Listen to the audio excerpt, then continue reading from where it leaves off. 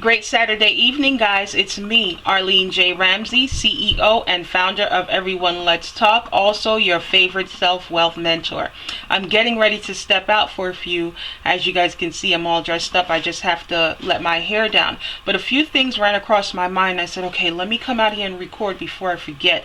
What I want to talk about is embracing vulnerability in your intimate relationships. Meaning, do not hold yourself or your partners hostage to their vulnerabilities and their weaknesses.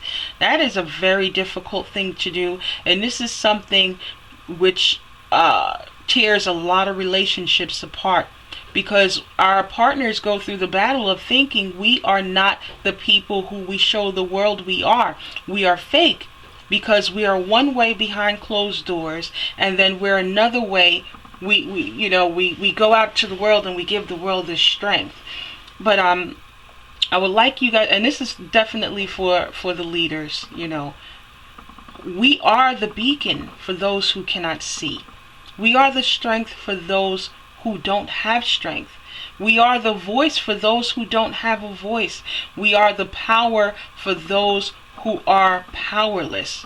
We are it.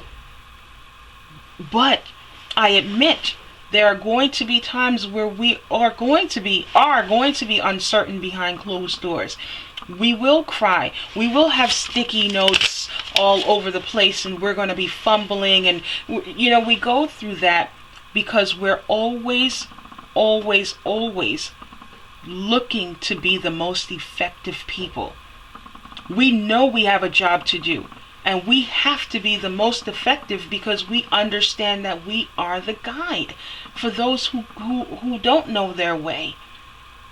And sometimes our partners, they don't respect it because they don't understand it, And this is something that I would like for you guys to take the time to listen to, because it is something that you do need to understand. Do understand that those moments that you see us crying, those moments when we are vulnerable, when we are forgetful, we are weak, we are all those things that you may say, that is us letting go of things which anchors us. If we hold on to that, we will never be able to grasp a lesson or hold on to anything that's going to make us better, so we can go on and show the world a better way. We can't afford to hold these things in. We have to let it out. We understand that we are living in Earth school. So anything that comes before us, whether it's a message on the bus, a commercial, someone says something that we overhear, anything, we can grab onto it and say, aha, this is it, and this is what I'm going to do tomorrow, and I'm going to show someone else the way tomorrow. A couple of people, they're going to live a better life moving forward just based off of this one thing. That's all it is. It's always a little piece of the puzzle. But before we get that piece of the puzzle, we go through those times of uncertainty. And for those who we are the beacon for, you guys may think, well, then that means that you guys are no different from us. I would like to say yes and no. Yes meaning we go through the same things. We feel the same emotions. Yes. No meaning we are in tuned. We are tapped in. We are in tune. So anything, because this is Earth school to us. So anything that comes before us which we can use as a lesson, which we can turn around and forward onto you, we grab hold of it. For those who we guide, they're unable to do that because they're caught up in everyday life. They're caught up in their trauma, the job, the husband, the children, their weight, finances. They're caught up in so much that they cannot see their way. And that's the difference between the leaders and the people who the leaders guide. The people who need guidance oftentimes get caught up because they haven't realized that this is Earth school they're living in. Although it is life, we're all living life, it is also Earth school. Anything, every and anything can be used as a lesson. Any and everything can be used as a lesson. But usually those who don't know their way are closed in. Their minds are shut down. They're frustrated with life. So when lessons come before them, they push it away. They push it away. They don't receive it. And sometimes the lesson may not be in the form of likeness. It may be brute. We may not like it. But they are unable to strip it apart and pull apart the things that they need and discard the things that they don't. And that's the difference. So for, our partners who think that we aren't strong, we are. We are. I have a question that I would like to resonate with you all. And it's not one that I've made up. I know you guys have heard this before. And it is, who heals the healer? I'll say that again. Who heals the healer? That's something that I would like all intimate partners to think about.